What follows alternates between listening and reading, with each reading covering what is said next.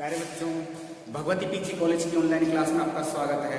मैं BSc part second mathematics में आपको डायनामिक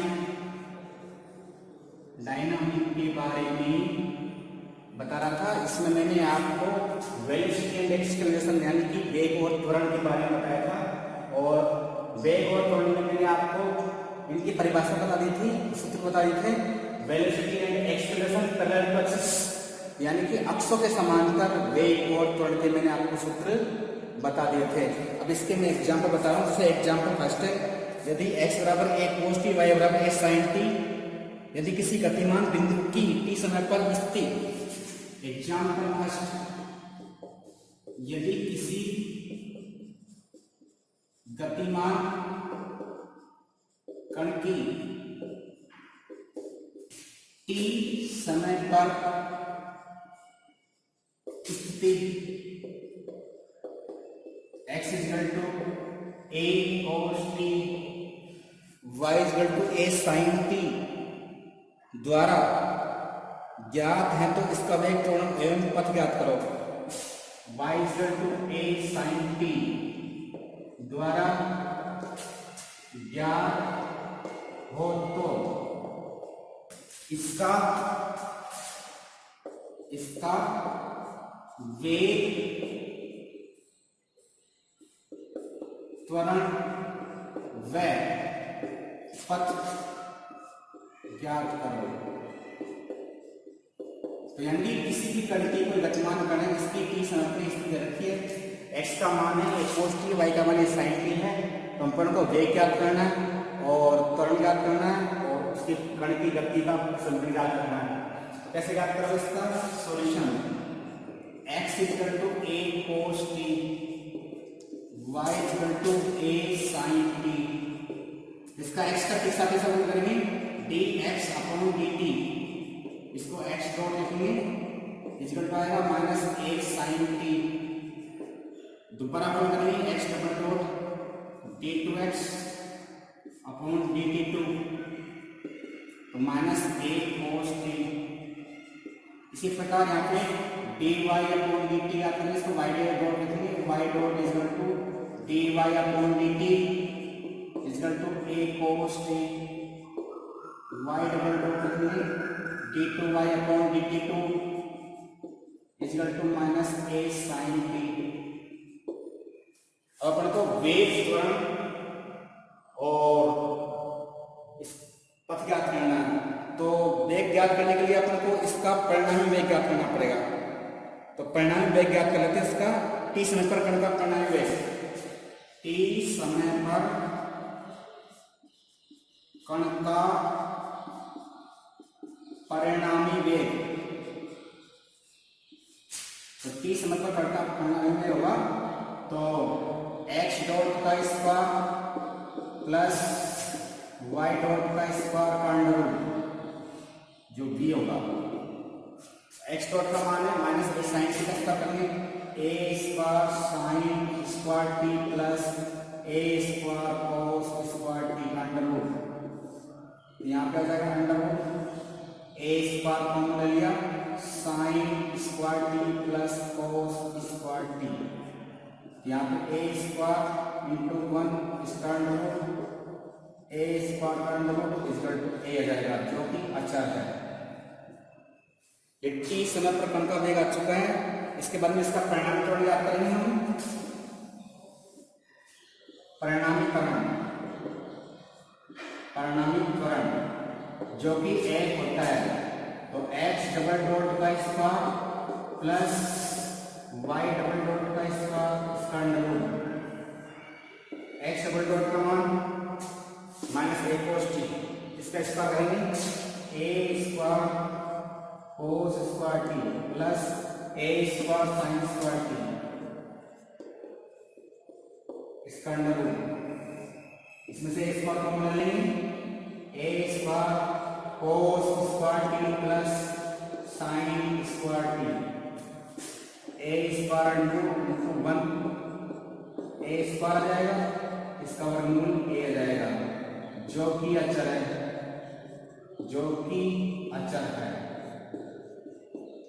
ये एफ का मान आ चुका है। इसके बाद अपन को ज्ञात करना कण की पथ का समीकरण ज्ञात करना। तो कण का पथ का समीकरण ज्ञात करेंगे, कण की पथ का समीकरण। तो यहाँ पे x का मान y का मान रखा, दोनों के पदों का योग करते हैं x square plus y square equal to, इसका मान आएगा a square cos square t plus a square sin square t।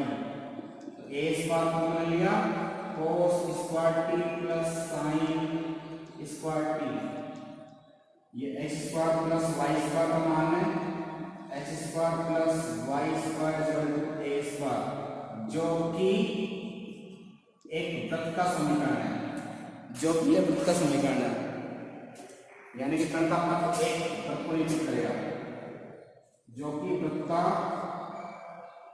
समीकरण है।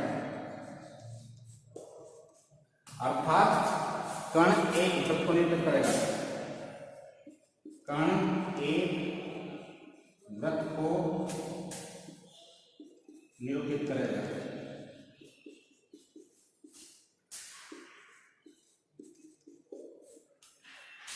एक बार और समझा देता हूं। यदि किसी गतिमान कण की t समय पर स्थिति x बराबर a cos t y बराबर sin t द्वारा ज्ञात है, तो अपन को कण का वेग ज्ञात करना, त्वरण ज्ञात करना और उसके पथ का समीकरण ज्ञात करना है। तो हमारे पास x का मान a cos t, y का मान sin t, तो अपन ने x को ज्ञात किया, यानी कि dx by dt ज्ञात किया, तो बराबर माइनस से sin t आ जाएगा। इसका अवकलन कर देंगे t के सापेक्ष cos t का अवकलन माइनस sin t। इसी प्रकार y का अवकलन करेंगे तो y पर लिखेंगे तो dy by dt लिखेंगे sin t का अवकलन cos t। इसी प्रकार x का अवकलन कर देंगे तो d by dt हो जाएगा, इसका a sin t का माइनस a cos t आ जाएगा, sin t का अवकलन cos t होता है। यहाँ पे y का अवकलन ज्ञात करेंगे, इसका a cos t का माइनस sin t आ जाएगा। इसके बाद में t समाकल कण का परिणाम ज्ञात करेंगे, तो x डॉट का स्क्वायर प्लस y डॉट का स्क्वायर का इंटीग्रल ज्ञात करेंगे। x डॉट का मान माइनस sin t का वर्ग a square sin square t plus y dot का मान a square cos square t, दोनों का a स्क्वायर कॉमन लिया, sin square t plus cos square t का मान हो गया। तो यहाँ पे a स्क्वायर इसका मान हो गया a स्क्वायर a स्क्वायर का वर्गमूल a आएगा।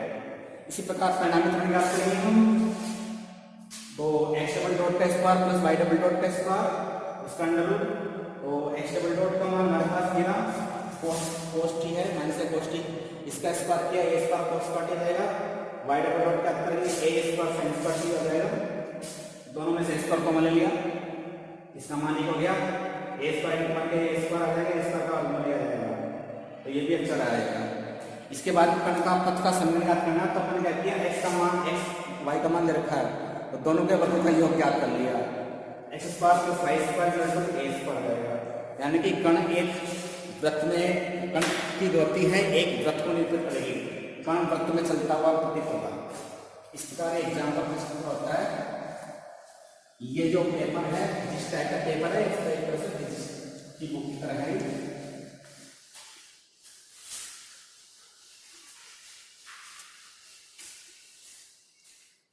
इसका एग्जाम्पल नंबर सेकंड, समतल में गतिमान किसी कण के समतल में गतिमान किसी कण की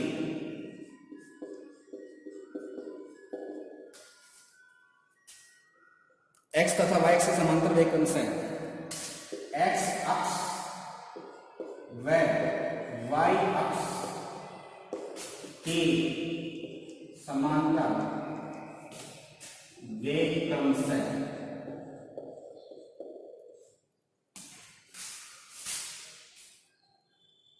u प्लस ई वाई वी प्लस ई एक्स होता है, u प्लस ई वाई व वी प्लस ई एक्स होता है।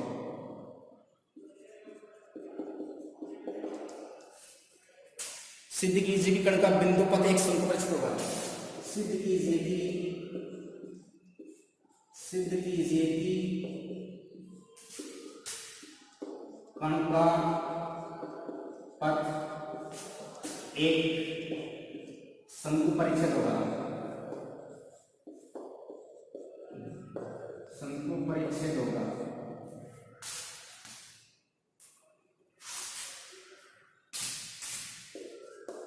तो अपन को एक्स अक्ष और वाई अक्ष के समांतर वेग रखें, इसका हल लिखूं एक्स अक्ष के समांतर वेग, एक्स से समांतर वेग है ये, तो ये इसका मान है dx बाई dt का मान है, इसका मान है u प्लस ई वाई।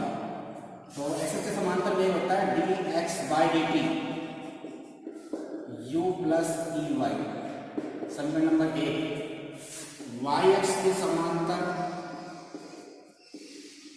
वेग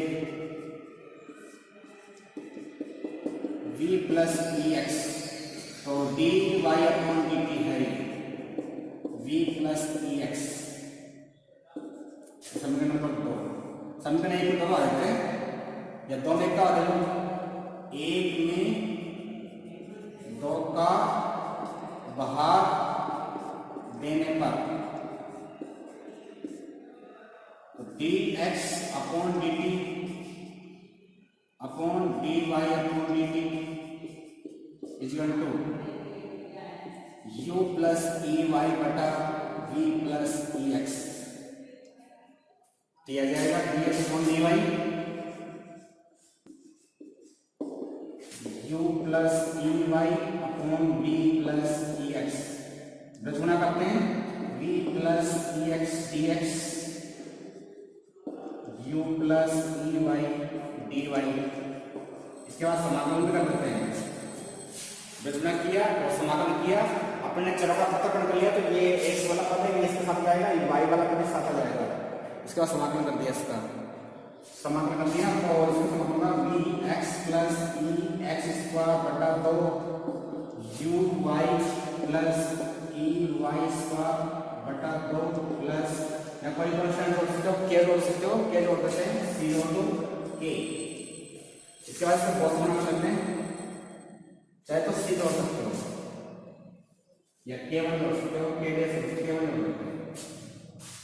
तो 2vx plus X square 2uy plus E square plus 2k1, इन दोनों को कर लेते हैं, तो E x square minus Y square plus 2vx minus uy minus equal to 2k1 है, तो इसको नया क्वेश्चन देते हैं, k लिख देते हैं इसको। अच्छा हाँ, 2k1 बराबर k, नया कांस्टेंट देते हैं।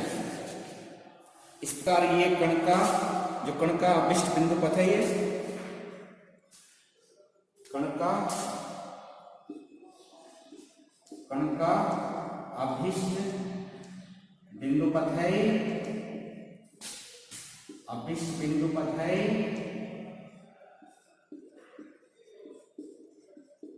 और ये शंकु परिच्छेद को निरूपित करता है। ये दो चर में एक द्विघाती समीकरण है, यह दो चरों में एक द्विघाती समीकरण है।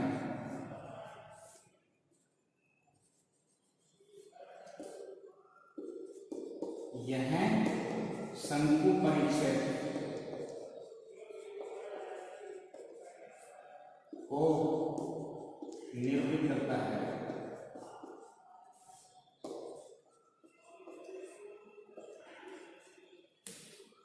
एक बार समझ लो, समतल में गतिमान किसी कण के x अक्ष एवं y से समांतर वेग क्रमश u प्लस ई वाई और v प्लस ई एक्स हो, तो सिद्ध कीजिए कि कण का पथ एक शंकु परिच्छेद होगा। सिर्फ कण का पथ ज्ञात करना, x अक्ष के समांतर वेग है u प्लस ई वाई, तो इस x के समांतर वेग को dx बाई dt लिखते हैं अपन, u प्लस ई वाई जाएगा, y से समांतर वेग है v प्लस ई एक्स आ जाएगा, dy अपॉन dt जाएगा। इसमें इसका हल तो या इसमें इसका हल तो बात एक पड़ेगी, तो अपन ने एक तो हल दिया dx upon dt upon dy upon dt u plus E Y बटा v प्लस ई एक्स, तो dx अपॉन dy आ जाएगा u प्लस ई वाई बटा v प्लस ई एक्स। इसके बाद चरों का पृथक्करण कर दिया अपन ने, हमने चरों का पृथक्करण करने पर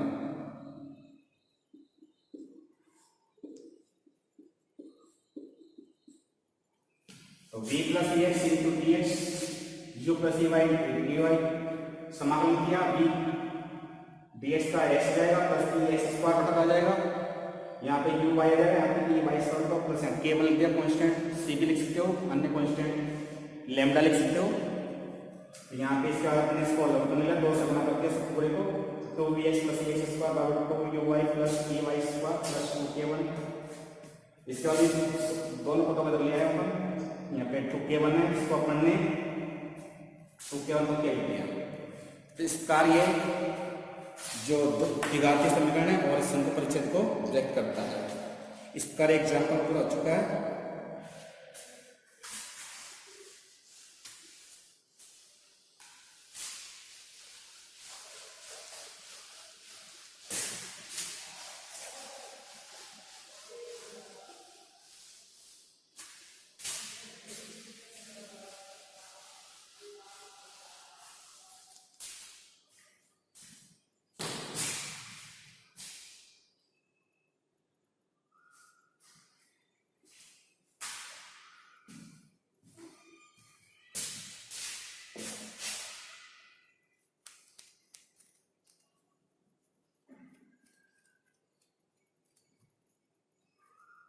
एग्जाम्पल नंबर 3 तुम करना, 4 बताता हूँ। एक कण पर लैम्डा वाई त्वरण पर करने वाले, एक कण पर और एक कण पर लैम्डा वाई त्वरण उत्पन्न करने वाले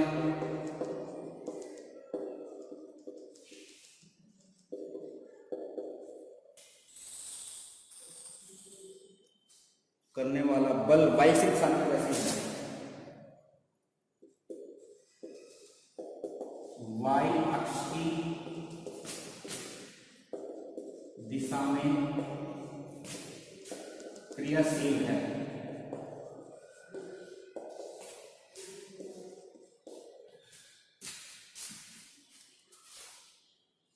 यदि कण पर x अक्ष समांतर, यदि कण x के समांतर, यदि कण x अक्ष के समांतर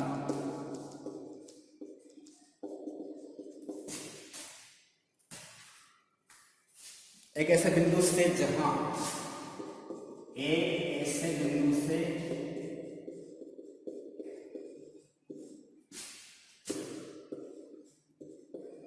जहां y a हो, a अनुरूप लैम्डा वेग से फेंका जाए तो सिद्ध कीजिए,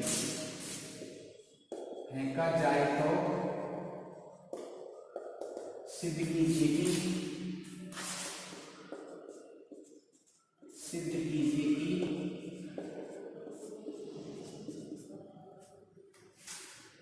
उसका पथ एक केटनरी होगा, उसका पथ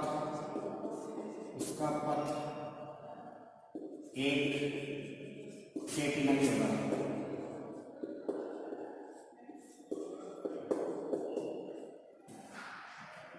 इसका पथ क्या करना है, तो अपन को देखो 2-3 तरह की जो चीजें रखी है इसका करके अपन करेंगे सालों को हल। y पर लैम्डा वाई त्वरण उत्पन्न करने वाला बल जो y की दिशा में क्रियाशील है, यानी कि त्वरण तो यहाँ पे लैम्डा वाई है और ये y की दिशा में क्रियाशील है, तो y अक्ष की दिशा में क्रियाशील कण पर त्वरण का सूत्र, y अक्ष की दिशा में क्रियाशील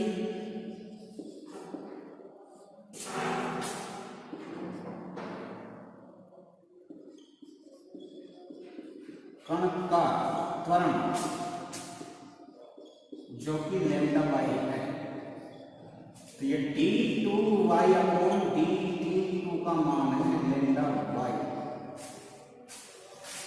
और x की दिशा में क्रियाशील x अक्ष की दिशा में क्रियाशील त्वरण, कण का त्वरण शून्य होगा, y की दिशा में क्रियाशील है, x में शून्य होगा, d2x इक्वल टू 0, ये समीकरण नंबर 1, ये समीकरण नंबर 2, तो 2 समीकरण आ चुकी है। अब अपन सेकंड समीकरण का समाधान करते हैं, क्योंकि अपन ने याद रखा है यदि कण x अक्ष के समांतर एक ऐसे बिंदु से जहां y का मान a है और ये वेग है इसका, तो अपन इसका समाधान करते हैं, तो वेग आ जाएगा, ये वेग आएगा इसका। समीकरण 2 का समाकलन करने पर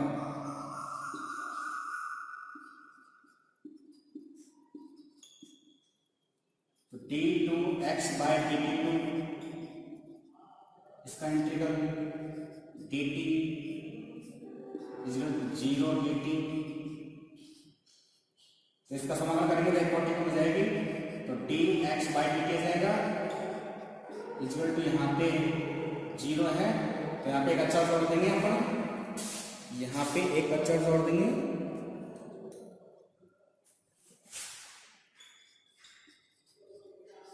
और इसका मान दे रखा है a अंडर लैम्डा,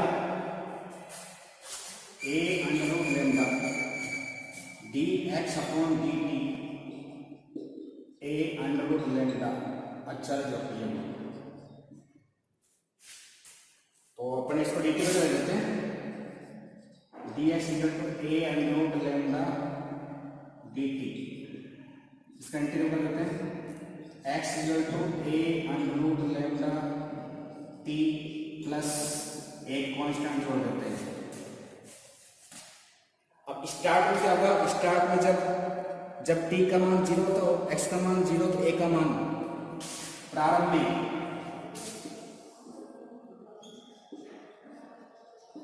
में t equal to 0, x equal to 0, t का मान 0, x का मान 0 करो, 0 इक्वल टू 0 प्लस a, तो इससे a का मान आ जाएगा 0। ये समीकरण नंबर 1 हो चुकी है, 2 हो चुकी है, ये समीकरण नंबर 3 हो चुकी है, तो समीकरण 3 से x इक्वल टू a का मान 0 यहाँ रखेंगे, तो x equal to a under root lambda t, 4 हो चुकी है समीकरण, यानी कि x का मान आएगा a अंडर रूट लैम्डा, यानी कि x इस स्थान का मान आ चुका है। इसके बाद में आपको y का ज्ञात करना है, तो y ज्ञात करने के लिए समीकरण नंबर 1 को पुनः समीकरण 1 को 2dy/dt से गुणा करके t के सापेक्ष समाकलन करेंगे, समाकलन करने पर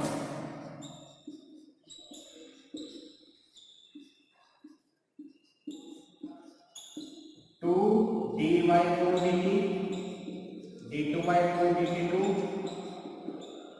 dt, लैम्डा y है, लैम्डा y dy/dt, 2 से गुणा किया, 2dy/dt से गुणा किया और इसका dt, समीकरण 1 को अपने 2dy/dt से गुणा करके ठीक साथ समाकलन किया, तो 2dy/dt यहाँ पे dy/dt आ जाएगा, इसको गुणा करेंगे तो 2 लैम्डा dy/dt dt आ जाएगा। यहाँ पे देखो इसका सूत्र जो होगा, इसका होगा dy/dt का होल स्क्वायर, इसका समाकलन करेंगे तो किस तरह किताब में वेक्टर कैलकुलस सूत्र है इसका, उसके अनुसार तो यहाँ dt से dt का क्या, तो लैम्डा y dy का समाकलन y स्क्वायर बटा 2 प्लस एक और कांस्टेंट जोड़ दिया, एक और कांस्टेंट जोड़ देंगे। अब y का मान a है तो dy/dt का मान 0 है, y का मान a है यहाँ पे, तो यहाँ पे जो x के समांतर ले है तो y के समांतर 0 होगा,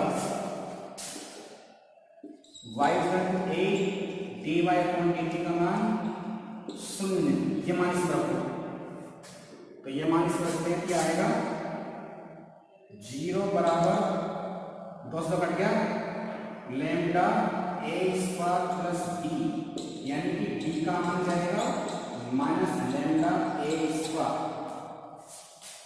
एक बार समझाता हूं, यहां तक एक कण पर लैम्डा बाई कण उत्पन्न करने वाला बल y की दिशा में क्रियाशील है, यानी कि y की दिशा में जो क्रियाशील कण है वो है लैम्डा y। तो d2 अपॉन dt ये मान लैम्डा y है। तो x की दिशा में क्रियाशील कण पर कण जो होगा वो शून्य होगा। इसके बाद में अपन को कण का पथ याद करना, तो x और y के मान याद करने। तो अपने क्या किया, समीकरण 2 का समाधान कर दिया अपने। तो इसका समाधान कर दिया, तो t के सापेक्ष समाधान कर दिया, तो d2 by dt बराबर 0 dt आ जाएगा। तो इसका समाधान करने के सापेक्ष एक कोटि कम हो जाएगी, इसकी एक कोटि कम हो जाएगी। तो यहाँ पे d2 x अपॉन dt को अपन ऐसे लिखेंगे d by dx d by dt dx by dt और dt, और यहाँ पे ये समाकलन ये वाला ये प्लस कट जाएगा, तो dx by dt रह जाएगा सिर्फ, और यहाँ पे 0 dt का 0 हो जाएगा। तो ये अचर आ रहा है यहाँ पे, ये बताना है यहाँ पे यदि कण x की समांतर एक ऐसा बिंदु जहां y का मान है तो a n root lambda x कैसा जाएगा, ये अचर है तो इसका मान है a n रूट लैम्डा। तो इसके बाद इसका भी अपन चरों का पृथक्करण कर दिया, इसको तो दे दिया, तो ds का मान जाएगा a n root lambda dt। तो समाकलन क्या x बराबर a n root lambda t plus constant a। अब प्रारंभ में t का मान 0 x का मान 0, तो यहाँ पे a का मान 0 जाएगा, तो x का मान a n रूट लैम्डा जाएगा, a n root lambda t। पुनः समीकरण 1 को x का मान तो आ चुका, y का मान लाना है। y का मान लाने में यहाँ पे d2 पर dt है, इसको अपन ने 2 डिवाइड बाय dt से गुणा किया, 2 डिवाइड बाय dt गुणा करके t के सापेक्ष समाकलन किया इसका, 2 divide by dt into d2 upon dt2 into dt बराबर 2 lambda y divide by dt dt dt से dt का गया y डिवाइड बच गया यहाँ पे इसका सूत्र होता है ये वाला, क्योंकि इसका प्लस ये, इसका समाकलन किया जाएगा। यहाँ पे 2 लैम्डा y स्क्वायर हो जाएगा प्लस b दोस्तों कट जाएगा, और y का मान a है। उस समय हमारे पास dy पर dt का मान क्या है, यहाँ पे ये x के समांतर में है, y के समांतर में शून्य होगा, ये शून्य हो जाएगा, बराबर ये आ जाएगा lambda a square plus b का मान माइनस लैम्डा स्क्वायर जाएगा। अब b का मान माइनस लैम्डा स्क्वायर इस कर देंगे यहाँ पर, कण का पथ याद करना पड़ेगा।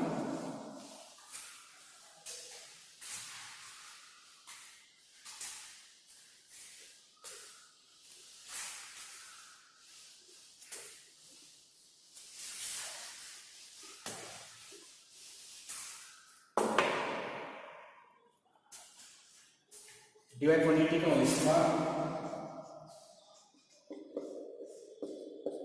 Lambda y square minus lambda a square divide by dt lambda common ले लिया y square minus a square इसका अंडर रूट। इसके बाद में चरों का पृथक्करण करेंगे, अभी हम चरों का पृथक्करण करने का dy अपॉन लैम्डा के लिए लेते हैं अंडर लैम्डा और under root y square minus a square equal to dt 1 upon under root lambda integral dy बटा y square minus a square integral dt 1 upon under root lambda, इसका सूत्र होगा cos i parabolic inverse y upon a, इसका मान आएगा t plus एक और constant जोड़ देंगे, यहाँ पे c जोड़ देंगे, एक और कांस्टेंट जोड़ जाएगा c जोड़ देंगे।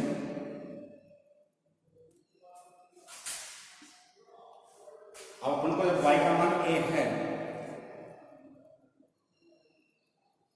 y बराबर a, तो t का मान 0, y इक्वल टू a, तो t का मान 0 है, तो c का मान जाएगा, ये मान इसमें रखते हैं, y का मान यहाँ लिखते हैं, यहाँ पे c का मान 0 हो जाएगा, ये मान इसमें रखते हैं।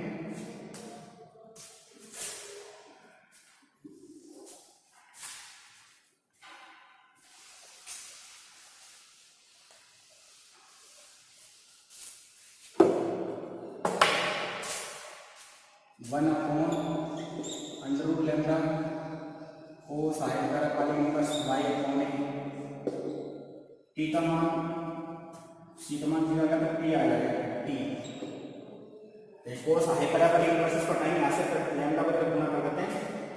Cos hyperbolic inverse y upon a equal to under root lambda t। Cos hyperbolic inverse y upon a equal to cos hyperbolic under root lambda t। यह जाएगा y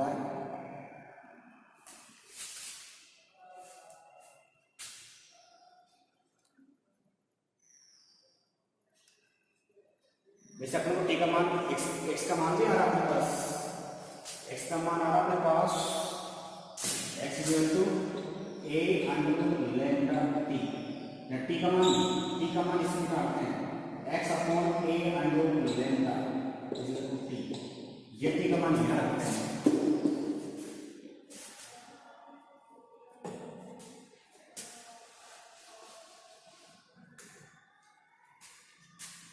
टी का मान समीकरण बता चुका हूं।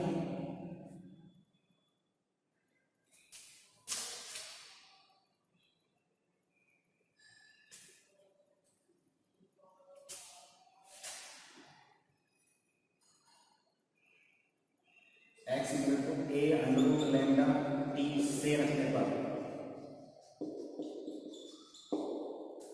1 upon under root lambda cos hyperbolic inverse y upon a। t का मान दिया जाएगा, ये इधर से जाएगा x upon a under root lambda. Under lambda गया x upon a equal to cos hyperbolic inverse y upon a। इसके बाद कोस हाइपरबोलिक इनवर्स को कर देंगे तो y upon a equal to cos hyperbolic x upon a। y equal to a cos hyperbolic x upon a।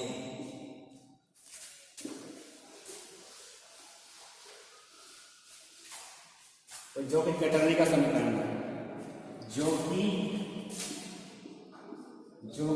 एक catenary का समीकरण है।